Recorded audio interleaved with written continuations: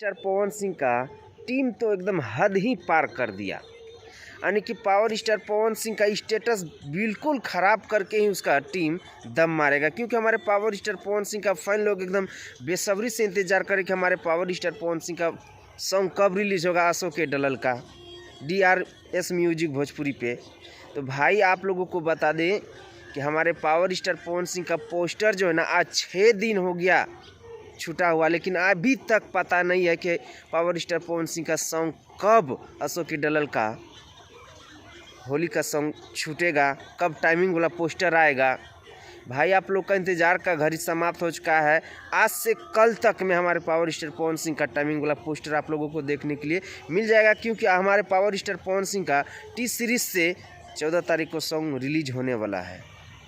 तो भाई आप लोगों को ये वीडियो कैसा लगा कमेंट सेक्शन में ज़रूर बताइएगा। और जैसे ही हमारे पावर स्टार पवन सिंह का कोई भी क्लिप यानी कि सॉन्ग से लेकर के आप लोग के बीच कोई भी बात होगा तो आप लोग को फटाफट हम पहुंचाएंगे। मिलते हैं आप लोगों से नेक्स्ट वीडियो में। और आप लोग का क्या राय है कमेंट्स बॉक्स में अपना राय ज़रूर दीजिएगा।